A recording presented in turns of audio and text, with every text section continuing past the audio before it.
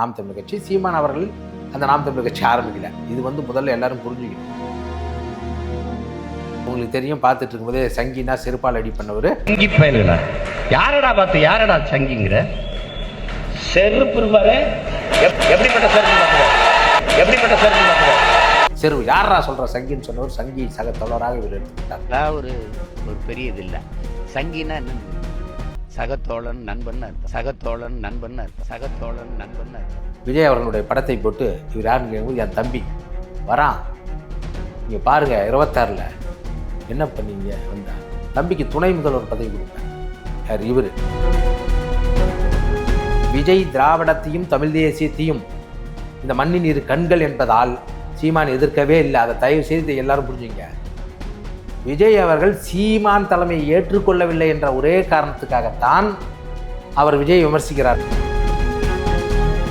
சீமான் ஏதோ ஒரு கொள்கை பிடிப்புவாதியோ, ஏதோ இந்த நாட்டுக்கு தியாகம் பண்ண முதலமைச்சராக இல்லை. அவர் பிஜேபி அவரை தலைமை ஏற்றுக்கொண்டு முதலமைச்சர் வேட்பாளர் இருந்தால் கூட அவர் அந்த கூட்டணிக்கு போயிடுவார். இன்னும் சொல்லட்டுமா, ராஜபக்சே அவர்கள் தமிழ்நாட்டில் ஒரு கட்சியை ஆரம்பித்து நான் செலவு செய்கிறேன், சீமான் தான் முதலமைச்சர் இருந்தால் கட்டாயமாக சீமான் ராஜபக்சேவுடைய தலைமை ஏற்றுக்கொண்டு நிற்பார். அது ஒன்ற நபர் தான் அவர்.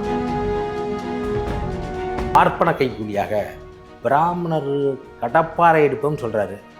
அதை பிராமணர்களே சிரிப்பாங்க. பிராமணிய கடப்பாறை. காரணம் என்னென்னா, அவர்கள் நூல் எடுத்து பழக்கப்பட்டவர்கள், பூநூல் எடுத்து பழக்கப்பட்டவர்கள், இல்லை தர்ப்ப புல் எடுத்து பழக்கப்பட்டவர்கள். கடப்பாறையை எந்த பிராமணன் கையில் எடுத்தான்? அது உழைத்தவனெல்லாம் எங்கள் போன்ற பிற்படுத்தப்பட்ட சமூகத்தை சேர்ந்தவன் தான் அந்த சமூக மாற்றத்துக்கு உதவக்கூடிய உற்பத்தி சக்திகளோடும் உற்பத்தி கருவிகளோடும் புழக்கப்பட்டவன் நாங்கள் தான். சீமான் சொன்னார தமிழ் தேசியம் பேசிக்கொண்டிருக்கலாம், அரியாலையன் கக்கூஸ் கழுவுறான்னு சொன்னார. நீங்கள் தமிழ் தேசியம் பேசல, தமிழ் தேசியம் பேசி கொண்டிருப்பதாக சொல்லி கமலாலயம் கக்கூசை கழுவுவதை விட இது எவ்வளவு விரைவில் நீங்கள் டிவிக்கள் இணைவீர்கள் அப்படின்லாம். அதாவது அவர்கள்லாம் ஏற்கனவே இணைஞ்சு வேலை செஞ்சவங்க. இந்த இனத்திற்கு இன்னொரு உருவாகாமல் போயிருக்கிறான். ஆனால் கர்னால் போன்ற சீமான் போன்ற ஒரு தமிழ் தேசிய துரோகிகள் இந்த மண்ணில் உருவாகக்கூடாது.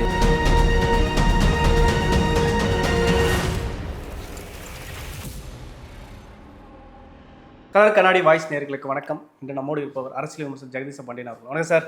வணக்கம். எப்படி இருக்கீங்க? சிறப்பாக இருக்கேன். இப்போ பார்த்தீங்கன்னா விஜய் கட்சியை ஓப்பன் பண்ணிட்ட பின்னாடி சீமான் விஜயை துறைச்சி அடிக்கிறதா இருக்கட்டும், அதுக்கப்புறம் அவரோட அரசியல் பயணங்கள் பெரியார் குறித்து ஒரு வேறு விதமான கடப்பாறை வைத்து நான் அடிப்பேன்ற மாதிரி சொன்னது, சாட்டை ஒரு பக்கம் சொன்னது, கடைசியாக பார்த்தீங்கன்னா பெரியார் அவங்களோட இணையர் இறக்கும் போது சங்கராச்சாரியர் போல் நான் இருப்பேன் அப்படின்ற மாதிரி மகிழ்ச்சிகரமாக இதெல்லாம் ஒரு என்ன பொழப்பு அப்படின்ற மாதிரிலாம் கேள்வி கேட்குறாங்க.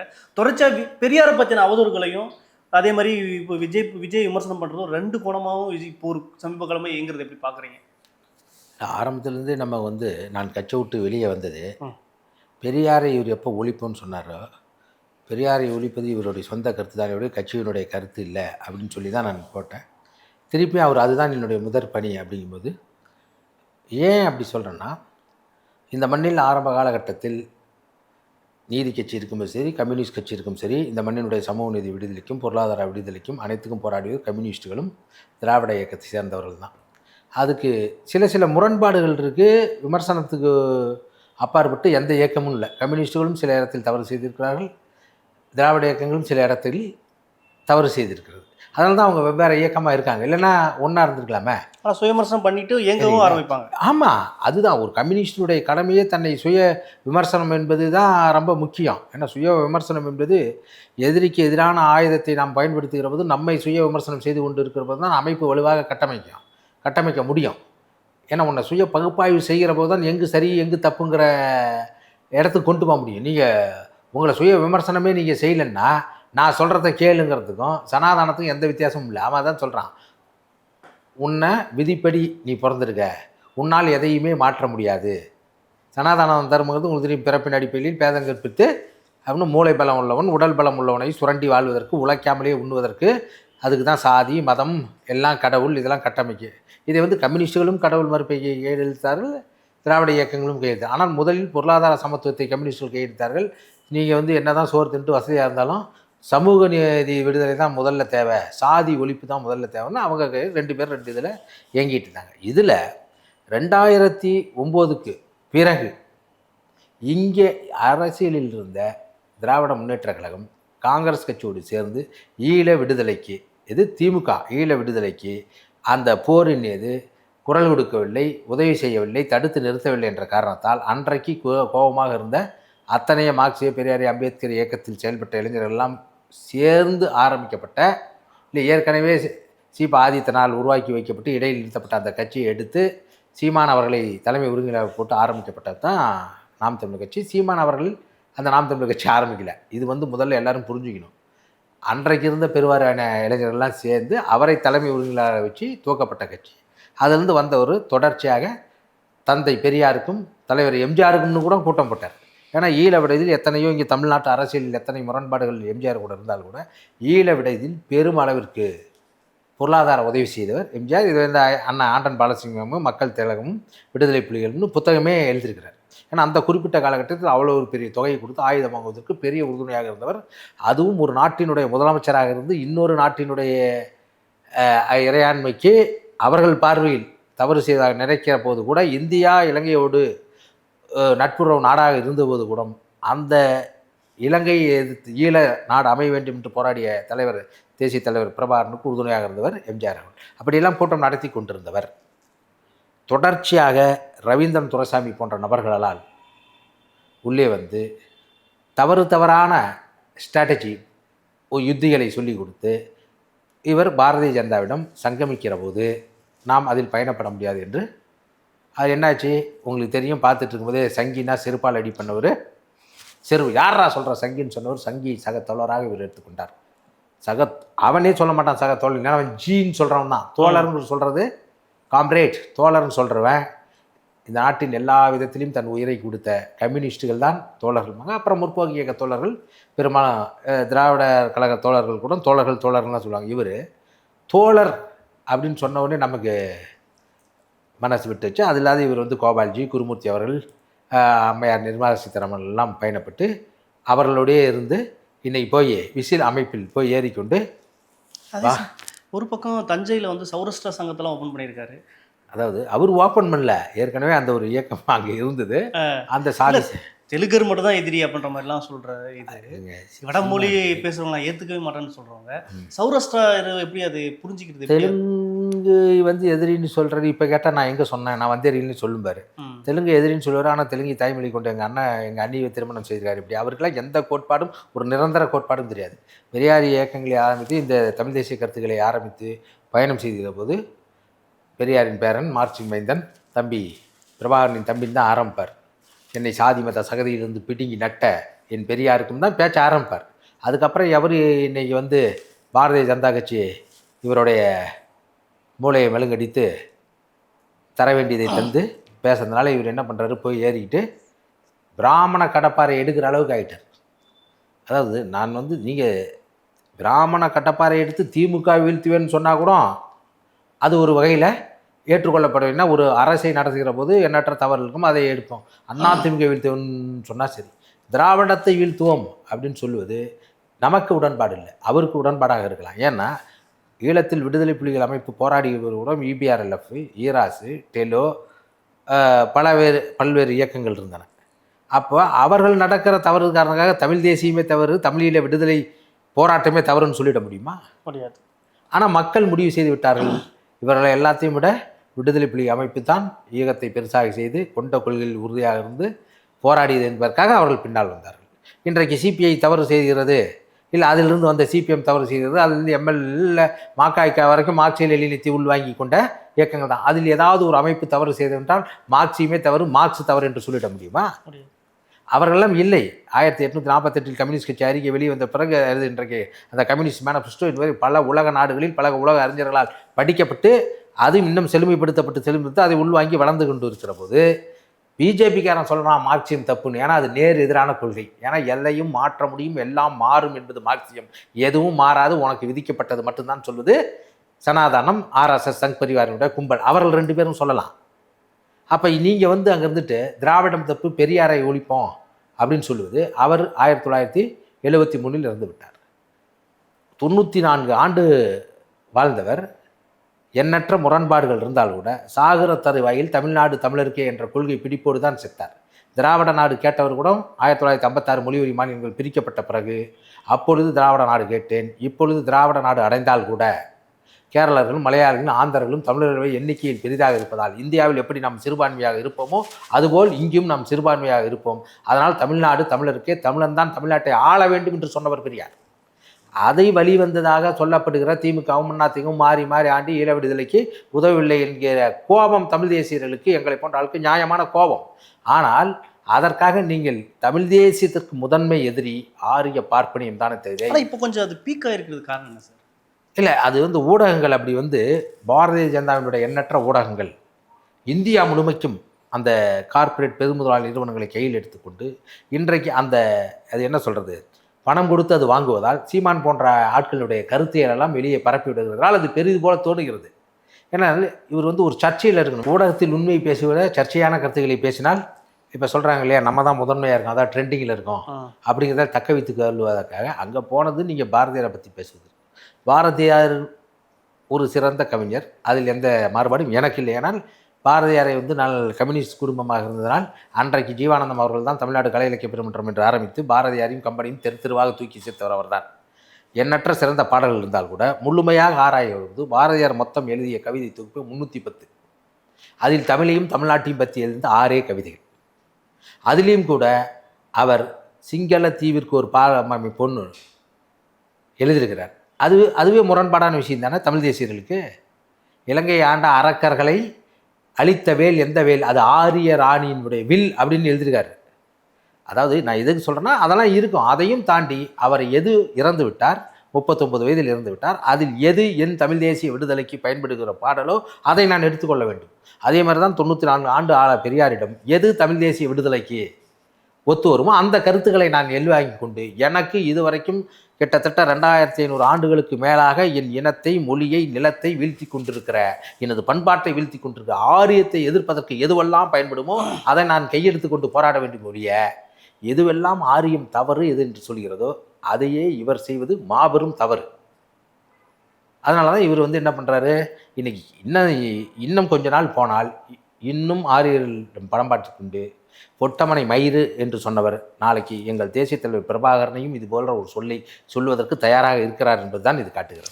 இதை இப்படி இருக்கட்டும், சாட்டையாக இருக்கட்டும், சீமானாக இருக்கட்டும், தொடர்ச்சி விஜய்க்கு ஆதரவாக பேசுகிறவங்களை எதிர்க்கிறதா இருக்கட்டும், விஜய் தொடர்ச்சி அட்டாக் பண்ணுறதா இருக்கட்டும், அதில் எப்படி பார்க்குறீங்க? அது இதே மாதிரியான போக்கில் பார்த்துக்கமா ட்ரெண்டிங்காக இருக்குன்றதுக்காக அது ஒரு பைத்தியக்காரத்தனமாக பார்க்குறேன். ட்ரெண்டிங்கில் ஒரு ஆள் நீங்கள் பேசுங்க, சீமான் ஒரு ஆள் பேசலாம், சாட்டையில் நீங்கள் எல்லாம் இந்த மாதிரியான ஊடகங்கள் பேரையே உச்சரிக்கக்கூடாது. அவர் என்னத்தை பண்ணிட்டாரு, அவர் பேச்செல்லாம் ஒரு இதை நான் எடுத்துக்கொள்வதில்லை. இதை உங்களுக்கு எதுக்கு சொல்கிறேன்னா, ஒரு கட்சி சீமானாவது 15 ஆண்டுகளாக கட்சி நடத்தியிருக்கிறார். அன்றைக்கு தமிழ் தேசியத்திற்காக பேசி தேசிய பாதுகாப்பு சட்டத்தில் கைது செய்யப்பட்டிருக்கிறார். இவர் கைதாகி போனதுக்கும் அவர் கைதாகும் நிறைய வித்தியாசம் இருக்குது. நீங்கள் இதே விஜயை தமிழக வெற்றி கழகம் ஆரம்பிக்கும் போது இவரே யார் நீங்கள் சொல்லுகிற நபரும் சீமானும் விழுந்து விழுந்து ஆதரித்தார்களா இல்லையா? எத்தனை வீடியோ போட்டிருக்காங்க அவங்க இதில். இவர் அண்ணனே தம்பி வரான், ஆனந்தகுடனுடைய ஒரு நிகழ்ச்சிக்கு போகும்போது விஜய் அவர்களுடைய படத்தை போட்டு இவர் யாருன்னு கேட்கும்போது என் தம்பி வரான், நீங்கள் பாருங்கள் 26 என்ன பண்ணீங்க வந்தா தம்பிக்கு துணை முதல்வர் பதவி கொடுப்பேன். யார் இவர்? அதாவது எனக்கெல்லாம் நான் கூட தான் இருந்தேன். அப்போ சிரிப்பு தான், ஒரு நகைச்சுவை தான். சரி என்ன பண்ணுறது சொல்கிறாரு. அதுக்கப்புறம் அவர் கட்சி ஆரம்பிக்கிறேன்னு சொன்ன உடனே எத்தனை வாழ்த்து செய்தி போட்டார். கட்சி ஆரம்பிக்கும் போது போட்டார், கொடி அறிமுக படம் போட்டார், மாநாட்டுக்கு வந்தக்கால் நடம்போது போட்டார், அந்த கட்சியினுடைய பொதுச் செயலாளர் இருக்கிற புசி ஆனந்த் அவர்களுக்கு வாழ்த்துக்கள் போட்டார். இதெல்லாம் விஜய் கேட்டாரா? நீங்களே சொன்னீங்க கூட்டணி வைப்பீங்களா? Waiting, I am waiting. தம்பி தான் சொல்லணும். இதையே பொதுக்குழுவில் நான் விஜய் திட்டுவதற்கு கட்சி ஆரம்பிக்கவில்லை, விஜய் யாரும் திட்டக்கூடாது என்று சொன்னார். ஏன் ஊடகத்தில் பொதுவெளியில் ஆமாப்பா விஜயே என்னை திட்டினாலும் நான் திட்ட மாட்டேன், அதனால் என்ன அப்படின்னு கேட்டார் இல்லையா? இப்போ விஜய் என்ன உங்களை திட்டினாரா? எதுவுமே இல்லையே. மாநாட்டில் அவர் என்ன சொல்லி தான் பேசுகிறோம். எல்லாரும் அப்படி நினச்சிட்டு இருக்காங்க. இதன் மூலமாக நான் நாம் தமிழர் தம்பிகளுக்கும், இப்போது ராம் தமிழர் அந்த தம்பிகளுக்கும், விஜய் ரசிகர்களுக்கும், இல்லை பொதுவாக அரசியல் இருப்பவர்களுக்கும் ஒன்று தெளிவுபடுத்த வேண்டியது என்னென்றால், விஜய் திராவிடத்தையும் தமிழ் தேசியத்தையும் இந்த மண்ணின் இரு கண்கள் என்பதால் சீமான் எதிர்க்கவே இல்லை. அதை தயவு செய்து எல்லாரும் புரிஞ்சுங்க. விஜய் அவர்கள் சீமான் தலைமையை ஏற்றுக்கொள்ளவில்லை என்ற ஒரே காரணத்துக்காகத்தான் அவர் விஜய் விமர்சிக்கிறார் ஒழிய இவர் என்ன நினைச்சாருன்னா, இத்தனை ஆண்டுகளாக கட்சி நடத்தினோம், உண்மையான இருப்பவர்களை எல்லாத்தையும் பல்வேறு பேரை நம்ம வெளியேற்றி விட்டோம், மற்ற கட்சிகளாவது கொள்கை முரண்பாடுகள் இருந்தாலும் அனைத்து தொகுதியிலும் ஒரே கூட்டணி வைக்கிறது, நாம் தொகுதிக்கு ஒரு கூட்டணி வைத்துக் கொண்டிருக்கிறோம், அதிமுகவிடம் சில கட்சிகள், பாரதிய ஜனதாவிடம் சில தொகுதியினுடைய கூட்டணிகள், டிஎம்கேவிடம் ஒரு கட்சியினுடைய கூட்டணிகள், அப்படி வச்சுக்கிட்டு இருக்கிறோம், ஒரு காலம் நாம் வெல்ல முடியாது. அது விஜய் அவர்கள் வருகிறார், அவர் முதுவில் நாம் தான் சீனியர் அப்படின்னு சொல்லி அவர் முதுகில் ஏறி நம்ம முதலமைச்சர் அவங்கள கனவை விஜய் அவர்கள் தவிடுபடி ஆக்கி விட்டார். இப்படி ஒரு பக்கம் இருக்கல, இடும்பவனம் கடத்திருக்காருல, உங்களை ஒரு டேக் பண்ணி தமிழக வாழ்வுரிமை கட்சின்னு சொல்றாரு, ஆனா விஜய்க்கு அதை நான் சொல்றேன், அதை நான் பேசுறேன், அது எப்படி அப்படின்ற மாதிரி இடும்பவனம் கடத்தி. ஏற்கனவே நாம் தமிழர் இருந்துட்டு நீங்க தானப்பா விஜய்க்கு ஆதரவு கொடுத்தீங்க, என்ன சொல்றீங்களே? நான் ஆதரவு கொடுக்கறதில்ல, சீமான் விஜய் அவர்களை எதிர்ப்பதால் ஏன் என்ற காரணத்தை சொல்லி கொண்டிருப்பது விஜய்க்கு ஆதரவாக இருக்கிறது இல்லையா? நீங்கள் தானே போட்டுக்கிட்டு இருந்தீங்க. உடனே அவர் சொன்னார், நீங்கள் என்ன சொன்னீங்க? தம்பி ஒன்று இந்த பக்கம் நில்லு, இல்லை அந்த பக்கம் நில்லு, ராய் அடிச்சு செத்து போவீங்க, திராவிடமும் தமிழ் தேசியமும் வீறு கண்கள்னாரு. நீங்கள் என்ன பண்ணணும்? அவருக்கு ஆதரவளித்து என்னென்னா நீங்கள் என்ன பண்ணுவீங்க? என் ஜென்ம எதிரி திமுக, திமுக அழிப்பது தான் என் வேலைன்னாரு. அவர் சொன்னார் கொள்கை எதிரி, தீய சக்தி தான் திமுகங்கிறாரு. அவரை திமுகவை அழிப்பதற்கு அவருடைய பார்வையில் சொல்கிறேன், நீங்கள் அவருக்கு உதவி புரிய வேண்டுமா இல்லையா? அவங்க நோக்கமாக தான்னாலும் சீமான் வந்து ஏதோ ஒரு கொள்கை பிடிப்புவாதியோ ஏதோ இந்த நாட்டுக்கு தியாகம் பண்ண வந்து முதலமைச்சராக இல்லைல்ல. அவர் பிஜேபி அவரை தலைமை ஏற்றுக்கொண்டு முதலமைச்சர் வேட்பாளர் இருந்தால் கூட அவர் வந்து அந்த கூட்டணிக்கு போய்விடுவார். இன்னும் சொல்லட்டுமா, ராஜபக்சே அவர்கள் தமிழ்நாட்டில் ஒரு கட்சியை ஆரம்பித்து நான் செலவு செய்கிறேன், சீமான் தான் முதலமைச்சர் இருந்தால் கட்டாயமாக சீமான் ராஜபக்சேவுடைய தலைமை ஏற்றுக்கொண்டு நிற்பார். அது ஒன்ற நபர் தான் அவர், இது மாற்று கருத்தே இல்லை. இல்லைன்னா நீங்கள் இவ்வளவு பெரிய மக்கள் சக்தி இருக்கக்கூடிய ஒரு இயக்கத்தை தேர்தல் வாக்கு விட்டுருங்க, நம்ம கண் முன்னாடி பார்க்குறோம், அவரை உள்வாங்கி கொண்டு தமிழ் தேசியத்துக்கு இன்னும் பலம் சேர்க்க வேண்டியதுதானே உங்கள் கடமை. நம்ம தலைவரே சொல்கிறார, சிங்கள மக்கள் எனக்கு எதிரியே கிடையாது, சிங்கள பௌத்த பேரினவாதம் என்ற கருத்தியல் தான் அவருக்கு எதிரி. அதனால தான் அந்த இராணுவம், எங்கே சிங்கள இராணுவம் தமிழர் பகுதியில் போர் நடத்து அவன் குண்டடிப்பட்டால் கூட, யார் சிங்கள இராணுவமே குண்டடிப்பட்டால் கூட அவனையும் உயிரை காப்பாற்றக்கூடிய பொறுப்பு அங்கே இருக்கிற மருத்துவர். அதை முன்னிறுத்தி ஒரு படமே வந்திருக்கு, சல்லியர்கள்னு ஒரு படம் இன்னைக்கு வந்திருக்கு. பெரிய கான்ட்ரோவர்சியலாக ஆகிட்டு இருந்துச்சு. கான்ட்ரோவர்சியலாக இந்த அரசு அது மாதிரி பண்ணியிருக்கு. அது ஒரு உன்னதமான படம். அது எப்படி நீங்கள் வந்து தமிழர்களுடைய நலனைக்கு எதிராக இருக்கக்கூடிய டேம் 99 இஸ்லாமியருக்கு எதிரான படத்தெல்லாம் போடுறீங்க. அதில் எந்த இடத்துலையும் விடுதலை புலிகளின் பேரோ பிரபாண்டா பண்ணாமல் ஒரு தேசிய இன விடுதலை போராட்டத்தை முன்னெடுத்து அங்கே இருக்கிற மருத்துவ பிரிவு அந்த போராளிகளுக்கு மட்டும் இல்லாமல் எதிரி இராணுவ வீரனுக்கு எதிரியாக இருந்தாலும் அவனுக்கும் உயிர் போகிற நேரத்தில், அதுதான் பேராண்மைங்கிறான் திருக்குறள், அவன் உயிரையும் காப்பாற்றுகிற உன்னத வேலையை செய்த ஒரு படத்தை நீ எழுதல. அப்படி ஒரு அமைப்பை நடத்தி கொண்டு பிரபாகரன் வாயால் பேரை சொல்லிக்கொண்டு நீங்கள் வெகுஜன மக்கள், நீங்கள் சொந்த கட்சியிலிருந்து வெகுஜன மக்களிடம் அறியப்பட்டிருந்த ராஜீவ்காந்தி, கல்யாண சுந்தரம், குகன்குமார், களப்பணியாளர்கள், இந்த பல பேர்த்தை, நல்லதுறை போன்ற எண்ணற்ற பேர்களை எல்லாம் நீங்கள் வந்து வெளியே அனுப்பினீர்கள், என் உட்பட. அப்போ நீங்கள் அவ்வளவு பெரிய விஜய் நீங்கள் வந்து எப்படி தலைமை ஏற்றுக்குவீங்க? நீங்கள் முதல்ல வேலை செஞ்சணும், இணைஞ்சி வேலை செய்யணும்.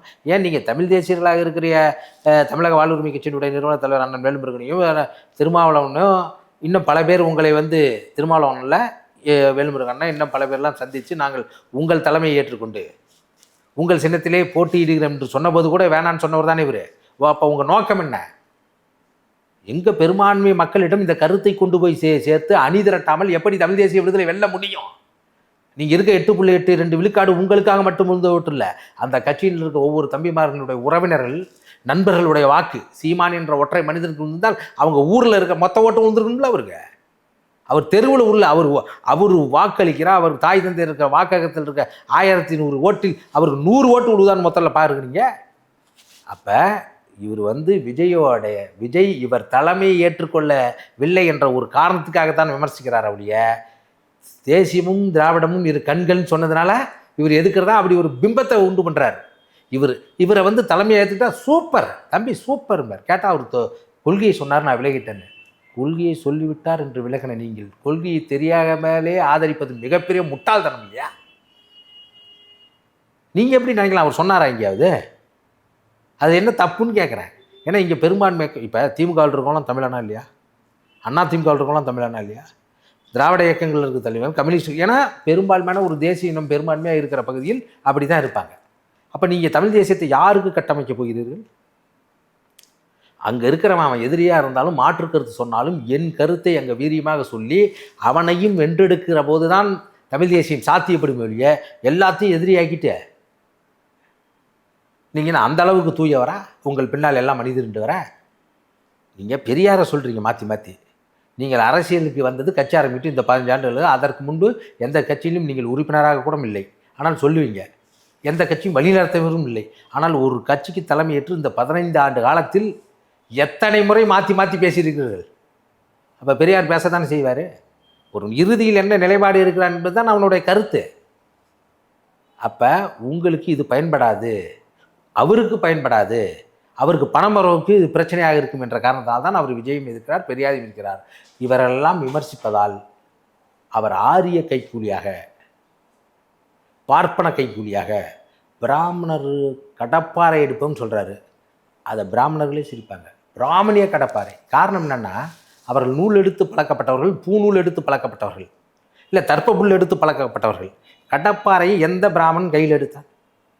அது உழைத்தவனெல்லாம் எங்கள் போன்ற பிற்படுத்தப்பட்ட சமூகத்தை சேர்ந்தவன் தான் அந்த சமூக மாற்றத்துக்கு உதவக்கூடிய உற்பத்தி சக்திகளோடும் உற்பத்தி கருவிகளோடும் புழக்கப்பட்டவன். நாங்கள் தான் கற்கரியை கண்டுபிடித்தோம், வேலை கண்டுபிடிச்சோம், கடப்பாறையை கண்டுபிடிச்சோம், மம்முட்டியை கண்டுபிடிச்சோம், கலப்பையை கண்டுபிடிச்சோம். பிராமணன் என்னத்தை கண்டுபிடிச்சான்? மந்திரம் போதுவதை தவிர பொய் சொல்லுவதை தவிர ஏதாவது கண்டுபிடிச்சானுங்களா? ஆடையை அவன் கண்டுபிடித்தானா? நெய்தானா? கலப்பையை அவன் கண்டுபிடித்தானா? நெல்லை நட்டானா? அறுவடை நட்டானா? கலவரத்தை நட்டானா? என்னத்தை பண்ணான்? அப்போ அவனுக்கு கடப்பாறைக்கு என்ன சம்பந்தம்? நீங்கள் பிராமண கடப்பாறை எடுத்து திமுக வீழ்த்துவன், அண்ணா திமுக வீழ்த்துவன்னா கூட பரவாயில்ல. அப்போ நீங்கள் பிராமண கடப்பாறை எடுத்துக்கொண்டு வருகிற போது நாங்கள் தமிழ் தேசிய கடப்பாறை எடுத்துக்கொண்டு சீமான் என்ற போலி பிம்பத்தை இடித்து தரமட்டமாக்குவது தான் எங்களுடைய வேலை அப்படின்னு என் நண்பர்கிட்ட சொல்லும்போது அவன் சொல்கிறான், ஏற்கனவே இடித்து நூலில் போனது நீயான் போய் இடிக்கிறான். சரி பரவாயில்ல விடு, தமிழ் தேசிய மண்வெட்டி எழுதி கொண்டு போயாவது அதை அள்ளி அப்புறப்படுத்துவோம்.